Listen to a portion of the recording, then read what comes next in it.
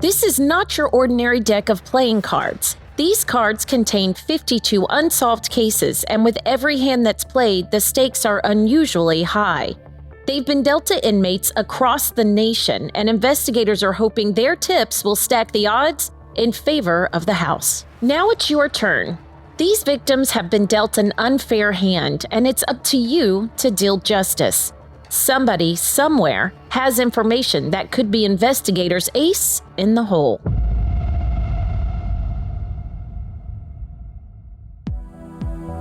Welcome to Season 2, Episode 2 of Dealing Justice. I'm Jennifer Dubisak. And I'm Lori Jennings.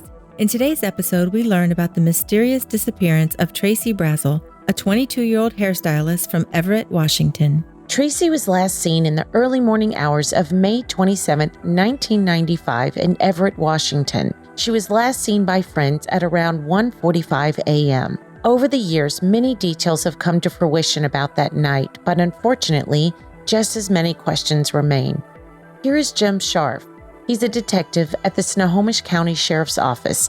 He speaks to us about Tracy and the Cold Case Card Program. My name is Jim Scharf. I'm a detective with the Snohomish County Sheriff's Office.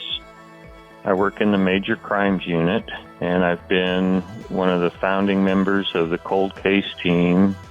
One day I went to work and I found a newspaper clipping on my desk. It had been left there by Jim Palmer, who had been a police chief in Briar and was now working in our records department. He had seen this newspaper article about Tommy Ray starting a program of cold case playing cards in Florida, and he thought that was a good idea. So I read the article, and we thought that this might be a good idea for us to make up our own deck of cold case playing cards, because at the time we had about 65 unsolved cases. We easily had enough to feature 52 of them, one on each of the playing cards. We figured that if we do the program and we solve one case, it would be well worth the time spent. You know, when we were going through all of our cases and picking which case we wanted to put on what cards, I ended up picking the Ace of Spades to put Tracy's picture on and her story on. And then I gave a deck of cards to Peggy, and she told me Tracy had a tattoo of an Ace of Spades on her. She thought that was a good omen that this case could get solved.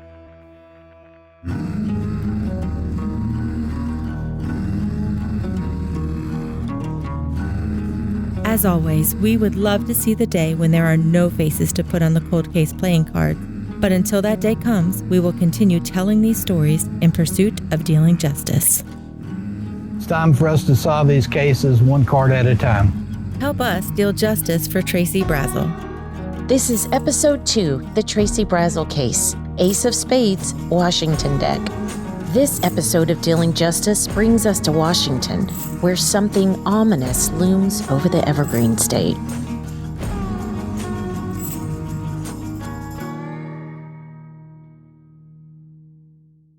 Tracy Brazel was born on January 29, 1973 in Glen Ridge, New Jersey, to Bill and Peggy Brazel.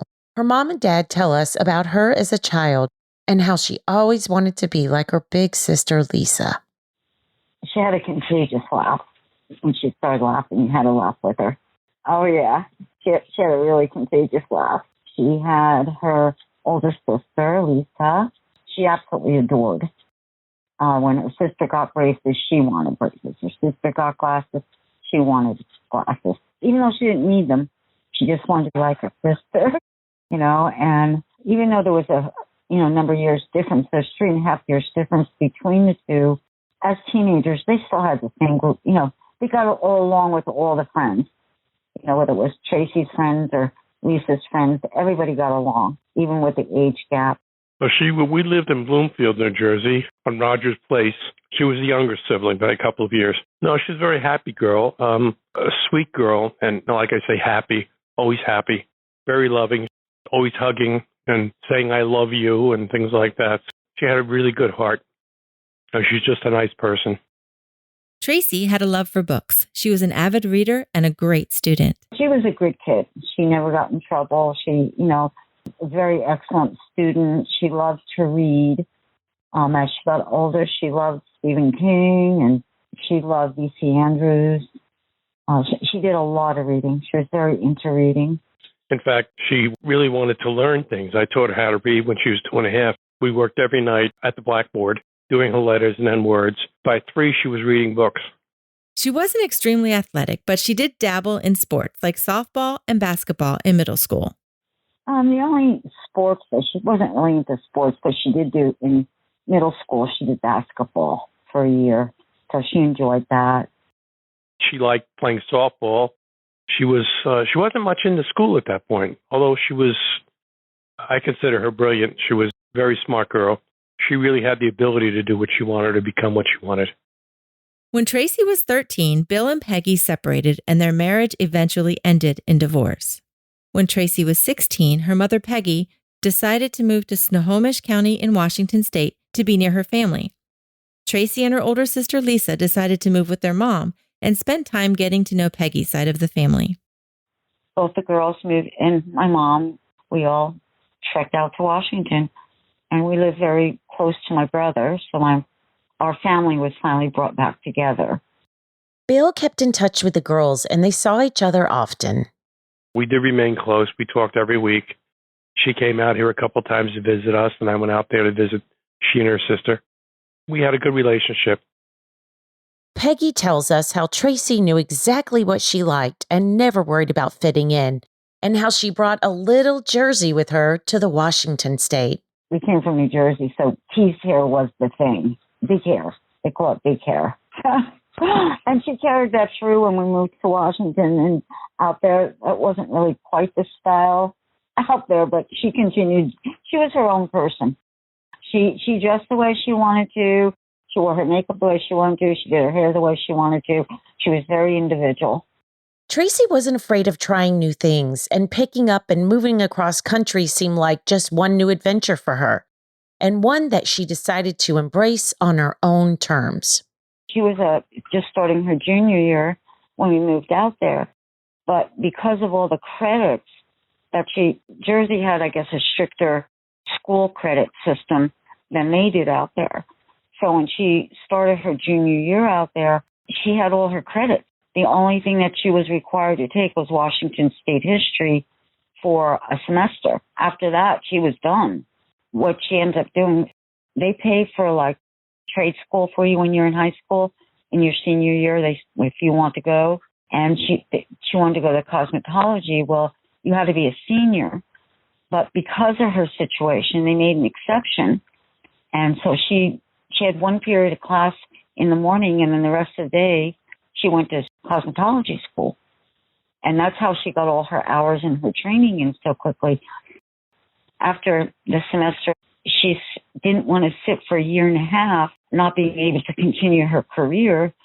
So what she did was she ended up getting her GED instead.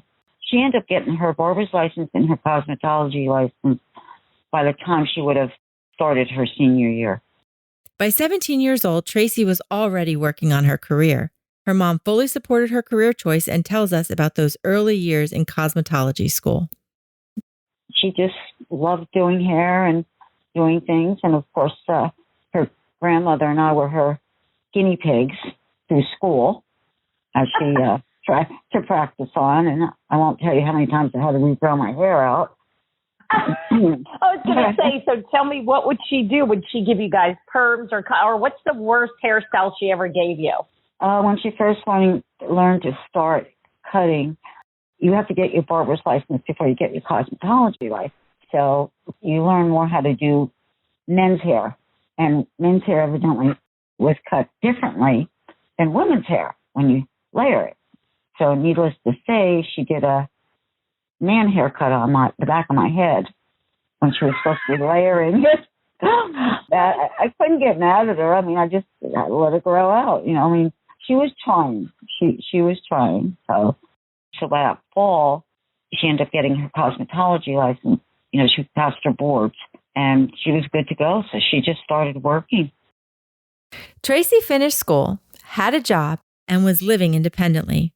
Throughout the next few years, she would go on to make new friends and clients who grew to love her. And in pictures, she looks effortlessly content with an 80s Rat Pack vibe.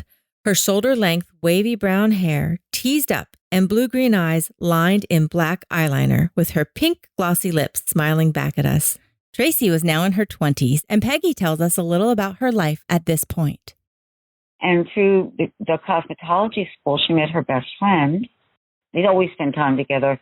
Her name is, we called her Lanny, but right now, because she's older, she likes to be called Alana. You know, she was very independent. She had her own apartment. It was very close by where I lived. Very nice area back then anyway. I don't know how it is now. But she mostly lived by herself. She was working at Great Clips in Mill Creek. It's a town, you know, not too far. Maybe 15 minutes from her apartment, not even. She really didn't date. You know, she had a lot of guy friends and girls that were friends, but she never really dated. I think she was more into her career, moving on with her life, building a life. May 1995. Tracy was working at Great Clips Hair Salon in Mill Creek. She had her own apartment in Linwood, which is in Snohomish County, Washington.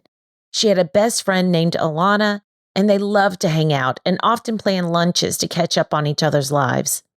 She kept in touch with her big sister Lisa, her dad Bill back in New Jersey, and her mom and grandmother who lived only a few miles away, and they would talk every day. We hear from Bill and Peggy about the time leading up to Tracy's disappearance. Not long before she disappeared, she sent a note out with a picture of her in a business suit saying that she wanted to change her life, wanted to make a better future for herself. But by the time when I did go out there, it was a couple of weeks later, I went out to visit she and her sister. She had completely changed. Had bleached blonde hair. She dressed differently, you know, not as stylish as she was in that business suit. She looked like that singer, Courtney Love. She really just went to work, and if she got out early enough, she would go hang out at the sports bar. And then when she got home, she'd call me. I mean, there's times she wouldn't call me. She'd call me at 1 o'clock in the morning saying, Mom, I just got home. Because she'd go out after to play darts or something. You know, but she always called me. Didn't matter what time. So Tracy's father, Bill, was seeing changes in her behavior and appearance that concerned him. She had dyed her hair platinum blonde, and according to Bill, she wasn't her usual self. And Tracy was having problems with a coworker at her job and was not happy at her current place of employment. However, she was making plans for the future, including scheduling a lunch date with her best friend Alana, and to her mom Peggy, everything seemed status quo. We're now approaching Memorial Day weekend in 1995. Tracy's mom Peggy and her grandmother were leaving for an international cruise vacation and returning the following week. Peggy tells us about leaving for that cruise and the last time she would see her daughter. The last time I saw Tracy was the day before she disappeared, because my mom and I were leaving on a trip out of the country, and I stopped by her work to say goodbye to her, and we always gave each other a hug and kiss and said, I love you. That was just a given. Actually, the last words I ever said to her was, I love you, and gave her a hug, and she said, I love you too, Mom. We were out of the country, and then evidently that following day, she quit her job. When I saw her the day before, she seemed okay. But I think there was another employee that she worked with. They really didn't get along, and maybe that was why. I don't know. I have no idea the reason she quit. She gave me no inkling of it the day before. She seemed normal, and that came as a shock to me that she had quit. Saturday, May 27th, 1995, Memorial Day weekend. Tracy Brazel had unexpectedly quit her job 2 days prior and was meeting her friends out for drinks that night. Tracy was wearing a black inside-out sweatshirt cut above the waist with cut-off sleeves, a black leather jacket, and blue jeans. Tracy and her two friends, who happened to be brother and sister, ended the night at Kodiak Ron's pub. After having a few drinks, her friends decided to call it a night. Tracy was playing an arcade game and told the pair to walk out without her. She wanted to finish her game. Tracy was seen leaving Kodiak Ron's pub sometime around 1:45 a.m. Here's Detective Jim Scharf. Tracy had been at Kodiak Ron's, which was a bar, on the night of May 26th. She stayed there till the early morning of May 27th. She was there with two friends that were brothers and sisters, Dina and David Conlon. And Dina and David had left at about 1:30 in the morning when they gave last call. So they left Tracy there alone, and she was playing a Daytona racing video game. I believe one of them had been with Tracy at Garfield's bar earlier that evening, and then they left there and went to Kodiak Ron's, which was located in a little strip mall at the corner of Old Highway 99 and Airport Road. So the two of them ended up going to that bar, and then later on, the brother, I think, joined them. And they stayed there, and like I said, until 1:30 in the morning when Dina and David left. Later that week, Alana was getting worried. She had tried to reach her friend Tracy to confirm their lunch date, but her calls went unanswered, which was unusual. After leaving several messages and not getting a return call, she finally decided to go by to try to catch Tracy at home. Alana knocked, but there was no response. As she was leaving and pulling out of the complex, there on the road she saw something that made her grow even more concerned. Her car was found parked on the side of the street outside the entrance to the apartment complex. She lived alone in her apartment, so that was definitely out of place. The passenger door window was broken out of it, but there was no glass found outside the car at that location, so the window had been broken somewhere else. The car should have been parked in her stall in front of her apartment, and it wasn't there. Even if she got off work late at night at 10, 11, she would call me every night, say goodnight to me. Of course, I wasn't in the country, so she didn't do that, and I didn't know anything. So now you have a 22-year-old girl who is not picking up her phone, not returning calls, and not coming home. The timing for all this was so unfortunate because her job wasn't even expecting her because she had quit it 2 days earlier. Her mom, who normally heard and talked to her daughter every single day, was on a week-long international cruise, so nobody even suspected anything was wrong with Tracy until now. To recap, Alana is worried about her friend who is not returning her calls, so she goes over to check on her friend and there's no answer. Tracy normally parks her car in the complex parking lot, but it wasn't there. As Alana was leaving the apartment complex, she thinks she sees Tracy's car parked on the road, which is very unusual. She is concerned enough to call Tracy's mom, Peggy, at home, but Peggy is on a cruise and can't be reached. So Alana tells another family member who answers the phone about her concern. According to Peggy, the family member then went to the apartment complex and confirmed it was Tracy's car parked on the street. And they also discovered her passenger car window was broken. Peggy tells us what the family member did next. They didn't have a key like I to her apartment, so they went into the complex and said, "Is there any way I can go in the apartment and check on her?" And they said, "We can't legally do that, but you can try calling with the local police department." When the family member called the police, they did not get the response they were hoping for. According to Peggy, the police informed them that they couldn't enter Tracy's house based on the information they were given. She was, after all, a 22-year-old girl who could have simply gone on an impromptu vacation or perhaps had been intentionally avoiding contact with friends and family. Meanwhile, Peggy and her mom are relaxing on a cruise in the middle of the ocean with no idea what is happening back home. Mom and I were on a cruise. I really didn't have any way of contacting anybody. We went to the Bahamas, Philadelphia, then New York, and then up in Montreal. Sunday, June 4th, 1995. The cruise ship that Peggy and her mom are on arrives in Montreal. Their flight back to Washington State was the following day on Monday, June 5th. Peggy got off the ship to call home and confirm their arrangements to be picked up from the airport the following day. That is the first time she learns about Tracy's disappearance. She tells us what that was like. My mom and I were due to come home, and I called home to verify our transportation and being picked up and all.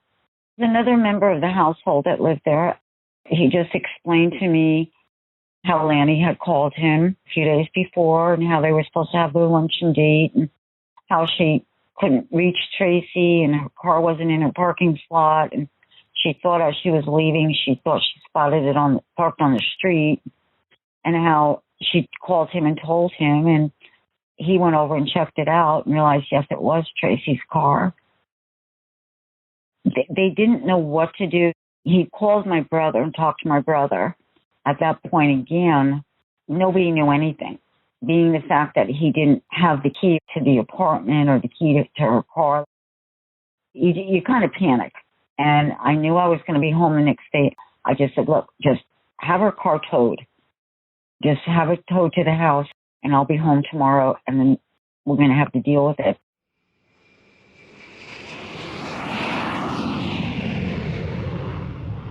It's nerve-wracking when you have that long flight home. We had to go from Montreal to Toronto. We had a layover in Toronto. Then we had to go to Vancouver, BC, and we had a layover there. And we had to go through customs there again to go back into the States and fly back down to Seattle. It felt like forever, like you were never going to get there. And your mind just, it just whirls because you don't know what's going on. And it's the unknown that really gets you. Now remember earlier, Peggy made a split-second decision to have Tracy's car towed back to her house when they told her about it being left on the street with the window smashed. She's now back in Snohomish County and goes to check out Tracy's apartment, but nothing there eases her mind. Now she's grasping at straws and calls Tracy's big sister, Lisa. Monday, the first thing I did when I did arrive home was I took the key and went down to her apartment, and I got in, and it just didn't seem right because she was in the middle of doing laundry. Her washer and dryer had been used. The clothes were still in them.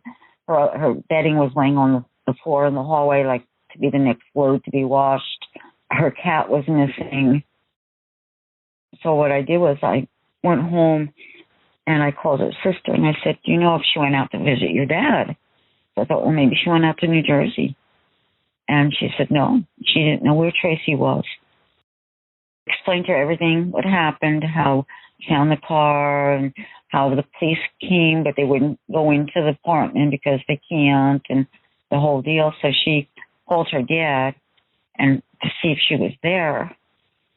And she wasn't. And then I guess she explained to him what happened. Here's Bill Brazel, Tracy's father. My daughter Lisa called me and said Tracy had been missing since that Thursday. She told me that her cat was gone. And got a little suspicious, but I'm very hard to believe that something would have happened to my daughter. It's like I have a better chance winning the lottery than having her, murdered or abducted. That was the first time I did hear was from my daughter Lisa. And I asked Lisa when she had called if Tracy maybe was staying at a friend's house or if she had taken a trip somewhere. And Lisa told me no. She said whenever Tracy goes somewhere or does something like that, she always tells Lisa what she's doing. It was suspicious, but here again, my hope was that she was okay. Monday, June 5th, 1995. In a panic and wondering where her daughter was and what could be happening to her, Peggy filed a missing persons report for Tracy Brazel, and life would never be the same. Everything goes through your mind. You run every scenario through your mind, and you can't figure it out. Your mind just wanders. Like, was it this? Was it that? Is she here? Is she there? What actually happened? And it's not knowing is what really panics you. Here's Detective Jim Scharf. Well, I had just gone into the major crimes unit from the child crimes unit in May of 1995, and Greg Renta was in the unit. He didn't have a partner, so he contacted me and asked me to assist him on a missing person case. involving Tracy Brazel. So I ended up going with him out to her apartment and we searched it.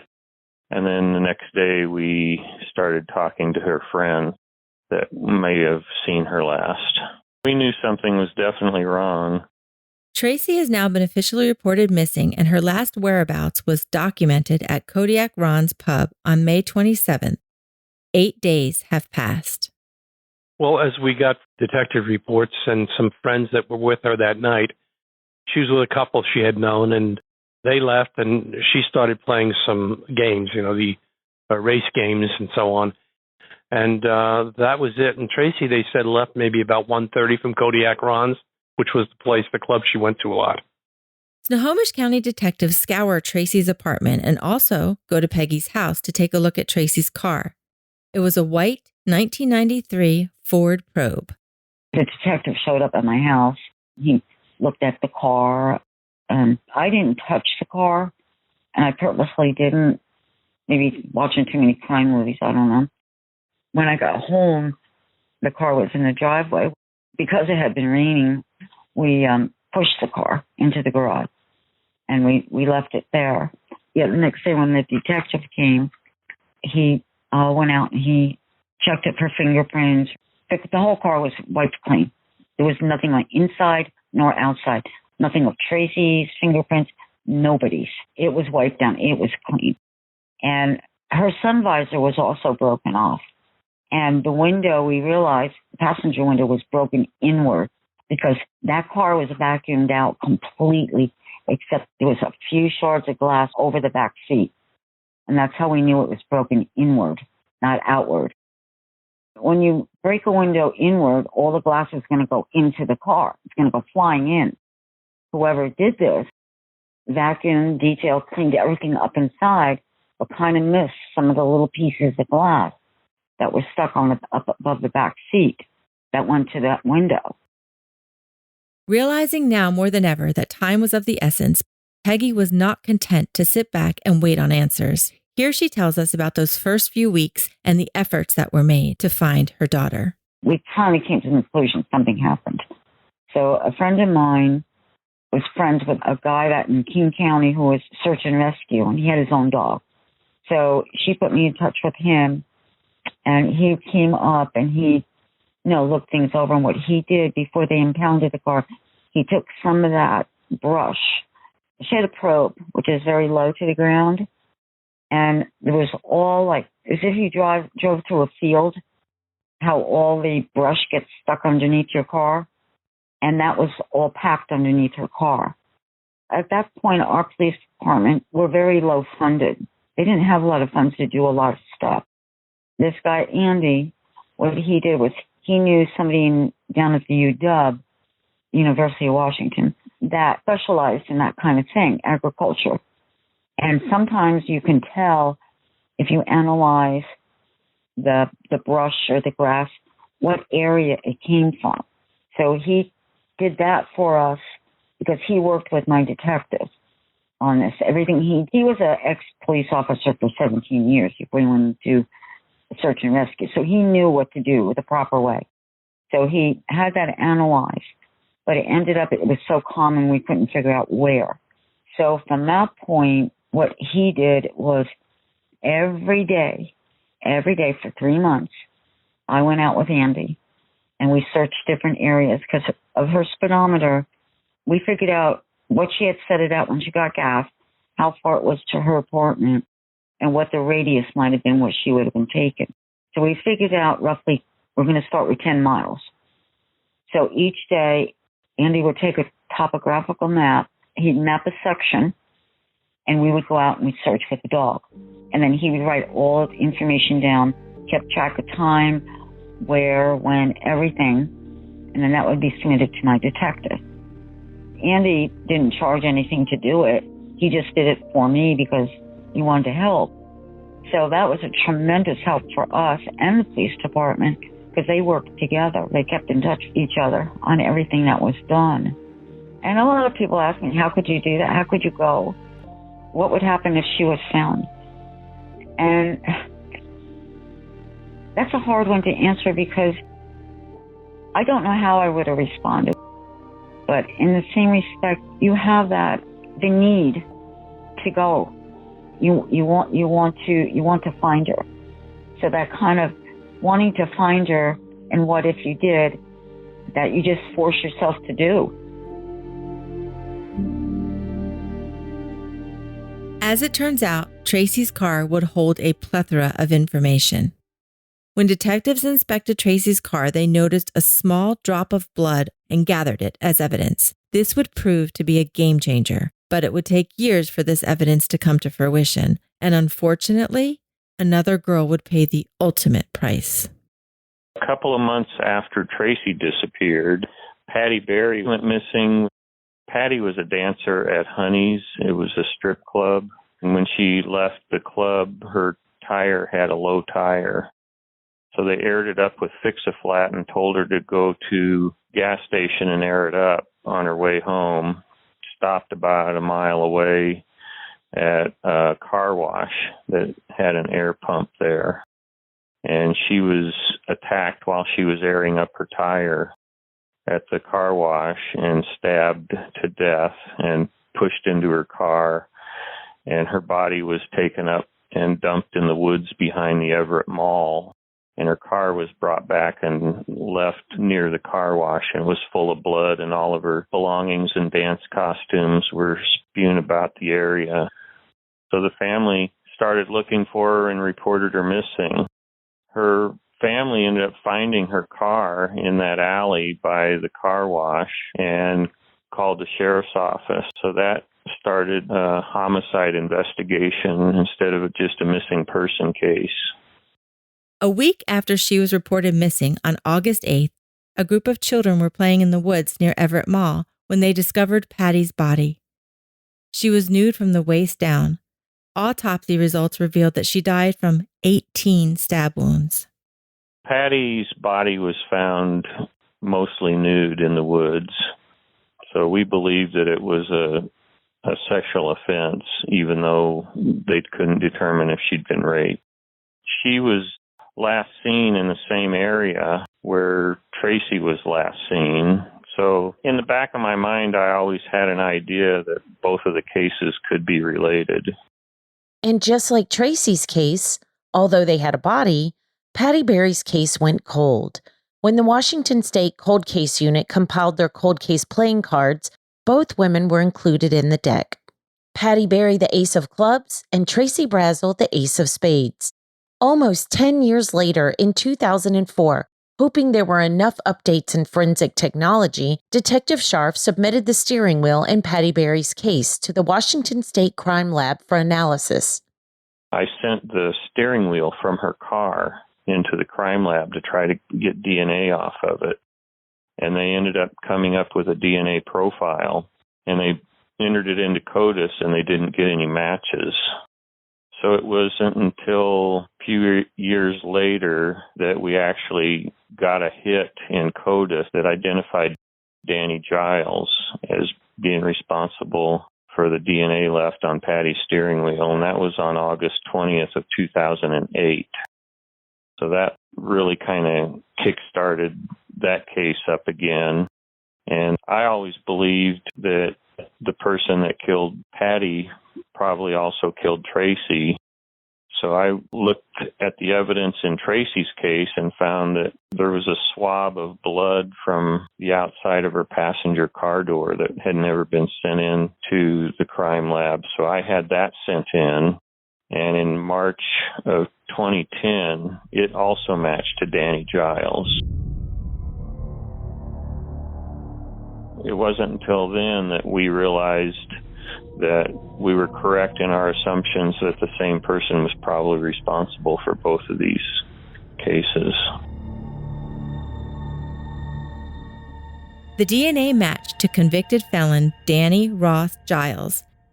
At the time they discovered this match, Danny Giles was incarcerated for an indecent exposure charge with sexual intent that had occurred in 2005. He had flashed a University of Washington student during rush week, and therefore his DNA was then put into CODIS as part of his conviction. He had also had other previous convictions for sex crimes, including a 1987 rape conviction. Detective Jim Scharf discusses what he thinks happened in Patty's case. I always felt that Danny Giles was there at the car wash, maybe cleaning out his car or something. And I don't know if he just looked at this as an opportunity or if he recognized her as a dancer from Honey's. He told his girlfriend that he always wanted to slit the throat of a whore. In May of 2011, authorities officially announced they had identified Danny Ross Giles as the suspect in both Tracy Brazel's disappearance and in the murder of Patty Berry. Tracy's father, Bill, tells us who broke the news to him that there was a match and what went through his mind. I was hoping she'd reappear or that somebody would find her somewhere in whatever condition she was, but nothing came of it. We just kept searching and searching with the investigators. And who called you? Who told you we got a hit? Jim Scharf. He called me and said, we think we found the guy who did it, and told me his name. And he said it was all linked to the DNA between the two cars, because Tracy had a blood splotch on her car, but Patty's was, of course, a river of blood. And he told me that, and I was in shock. I was kind of thankful in one sense, but I was angry in another sense because I knew Tracy was gone. If he did what he did to Patty, I don't know what he did to Tracy, but probably a similar thing. I was kind of in a state of fright, I guess you could call it. I was kind of devastated, but still had hope that she was alive. That 4-letter word, hope. But unfortunately. Once they matched that DNA, then I knew, especially what happened with Patty. You realize what truly could have happened, but in the same respect, you kind of block it. You don't want to believe it after so many years, because we just want to find Tracy. Giles was charged with the murders of both women in December 2012. Giles was convicted of Patty's murder in November 2014 and sentenced to nearly 50 years in prison. After his conviction in Patty's case, the charges against him in Tracy's disappearance were dropped. They were dismissed without prejudice, meaning they could be refiled in the future. I ended up arresting Danny Giles on November 16th of 2012 for the murder of Tracy Brazel and the murder of Patty Berry. We didn't have Tracy's body, so I had to do what they call a due diligence. We sent out 645 letters to agencies all over the United States trying to look for any contact with her to show that she was alive anywhere. By having all those letters returned with no contact, it showed us that she was probably dead, which is what we needed to show a jury if we took the case to trial. Well, when the prosecutor filed the charges on both murders and it went in front of a superior court judge, he decided that it was prejudicial to Danny Giles to try Tracy's case along with Patty Berry's case because there were some differences and her body had never been found. So he separated the two trials. And at that point, the prosecutor's office decided to drop the case against Danny for killing Tracy until a little bit more information could be gathered. Hopefully her body would be found so that it would be easier to prove to the jury that this was a murder. So we went to trial on Patty Berry's case, and Danny was convicted of that murder and sentenced to 47 and a half years. Tracy's body has yet to be found. For Tracy's family and friends, their greatest wish is to bring her home and put her to rest. I miss my girl. I miss her very much every single day. I hope someday we'll have some answers to all this. And I hope someday that the family will get some closure. You know, as you watch her friends grow up and have their kids and their families and stuff, you can't help but to wonder what her marriage might be and how happy she might be and how she missed out on all that. We missed out as being grandparents for her kids, and you know, it's hard, very hard.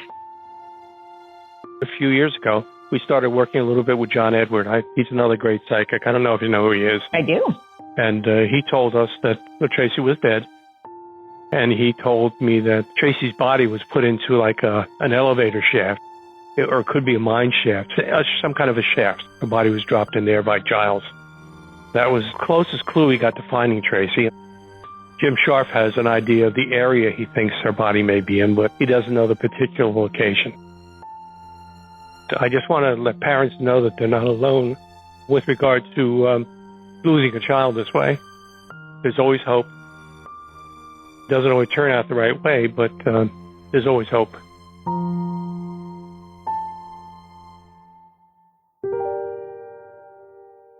Detective Jim Scharf continues to hold out hope that Tracy will be located and brought home to her family. She still hasn't been found, and that's the main reason that I wanted to do this podcast with you, is so that word would get out that Tracy's body has never been found, and we're very interested in recovering it to return her to the family and let them have some answers and be able to give her a proper burial. He also has a message for Danny Giles. If Danny Giles is listening to this, he's going to get out of jail eventually. And if he's willing to give us the location of the body, I'm sure that it would carry a lot of weight with the prosecutor to not seek any more time than what he's already gotten, because the family wants the answers, and they're not concerned about him doing any more time in prison for this. They just want to have Tracy's body back. So often, families tell us that their need for vengeance wanes over the years, and the desire for answers and to put their loved one to rest waxes. It becomes an insatiable desire and longing that never goes away. For Tracy's family, there will never be closure, there will never be peace, but there is hope that one day they will have answers. The search continues for Tracy Elizabeth Brazel. Her father, Bill, is currently writing a book in her honor, and her mom, Peggy, continues to search for her daughter and keep in touch with Detective Jim Scharf in hopes of finding more information. Detective Jim Scharf is set to retire this summer. He says finding and bringing Tracy home to her family would be the perfect ending to a long and successful career in law enforcement. Here is a poem in Tracy Brazel's honor. What we have once enjoyed, we can never lose. All that we love deeply becomes a part of us. Helen Keller.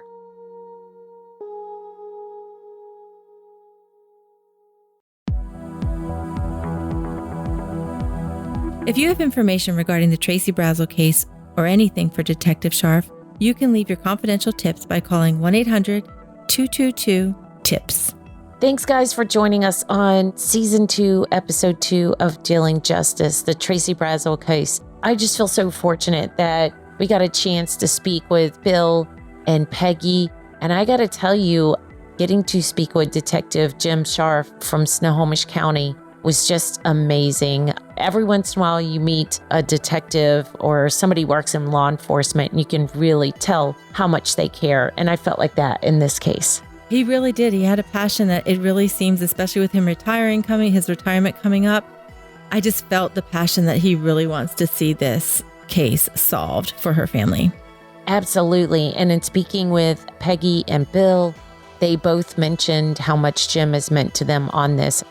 You and I get to speak with families, and we get to hear their stories. And something that is always heartbreaking is that they're not always met with somebody that they feel has empathy for them. And that's got to be really hard when you just really are looking for an island in your grief and you're not met with that. So I just think when we get a chance to talk to somebody like Jim, it's just an honor. So Tracy Brazel, I think that this is a pretty clear-cut case. It weighs on my mind to think of what Tracy would have been and what she would have done with her life. Yeah, especially like in her description. I mean, I'm from New Jersey, she's from New Jersey, and just the whole 80s vibe that she had around her, I could so relate. Like, she just reminds me of myself, even though she was much younger. There's a lot of similarities that you could see, and she had that independent spirit that I kind of wish I had in those early 20s. You could almost feel that, and I'm glad her family shared that. Absolutely. So I think that it's pretty clear cut. I don't think anybody questions whether Danny Giles was involved in this. Basically, Tracy goes missing from Kodiak Ron's, and she's not seen since. Danny had been known to frequent Kodiak Ron's. There's that connection. So there is the belief that Danny went back to the apartment with her, and for whatever reason, that's not known, that something happened at the apartment. I do want to point out, too, that we are trying to be in touch with Danny. We want to try to talk with him, and so we'll keep you updated if we make any progress on that. But also, Danny had been known to, and that's where I think some tips can come in, too. If anybody knows Danny Giles from the past or past girlfriends or relationships, during our interview with the detective, I was shocked when he said that Danny had told an ex-fiance that he wanted to do something horrible. Slit the throat of a whore, I think is what he said. That. Yeah. And that was in reference to Patty Berry's murder. So it's like he told people things. We know that the DNA links them. Again, I don't think anybody is really questioning whether Danny Giles is the person who has the answers to where Tracy Brazel is. Sometimes the parents do just get to the fact with, look, I don't care about pressing charges. I don't care about getting you more time. I just want to know where my daughter is. I need to bring her home. I need to have an end to this, because these parents pretty much know that she's no longer with us. But still, you just never know until you get that final detail to be able to lay your child to rest, keeping them in this horrible state of grief, but yet grieving without a body. Right. I think it's just one of those things that they need answers. Bill had said, when you know what happened to Patty, which they do, you can kind of paint the picture of what possibly could have happened to Tracy. And as hard as that is, I still think it's answers. So many of the families say just the not knowing, just the having no idea. Even though we know Danny Giles knows where Tracy's body is, it's still just being able to put her to rest. And I can't describe it. I haven't been there, but each and every family we talk to tells us the same thing. And it's heartbreaking. It's heartbreaking hearing their stories and just hearing that pain and desperation. So hopefully, sharing the stories and talking, and maybe somebody's reminded of something. Maybe somebody doesn't even know the detectives are searching for information on Danny Giles. Yeah, and something to point out, you and I have talked about, I would love to see people go out there and search to find Tracy. Detective Scharf seems to think that that's completely not out of the realm, that she would be able to be found even after all these years. Every time she got gas, she would start her odometer over. And so based on that, they know that she had just recently gotten gas. So she could not have went that far because he took her car. She more than likely is in that 10-mile radius. So that was his MO, both in Tracy and Patty's. He would use their car to dispose of the bodies. Danny Giles, I think it's one of those things that we can hold out hope that he will come forward and he will have something to say. But even if he doesn't, we hope that you guys out there, somebody has to know something. Danny talked to somebody. He told somebody something. Maybe it was a relationship you had with him before. When it comes to murder cases or disappearances, the police are not interested in any of the minor stuff. Whether you were out with him smoking weed or doing something worse than that, the police do not care about that. That's not important details. What is important is that if you have any information, you can literally change this family's life and give them some sense of peace. And we just ask that you come forward. And you can do that confidentially as well. So thank you so much for joining us. And just hearing these stories just means so much to the families. Thanks, guys, so much for listening to the stories and for liking and for sharing. Thank you. And we'll see you on the next episode. Like us on Facebook at Cold Case Playing Cards for all the latest information on this case and other cards we'll be featuring on future episodes. Dealing Justice is written, produced, and hosted by Jennifer Dubisak and myself, Lori Jennings. Our sound design is by John Schaub. Our executive consultant is the Cold Case Playing Cards creator, retired FDLE Special Agent Tommy Ray. If you want to help us spread the word about these victims' stories, please subscribe and leave us a positive review on your favorite podcast app. And tell your friends to subscribe. Thank you for listening, and join us next time on Dealing Justice.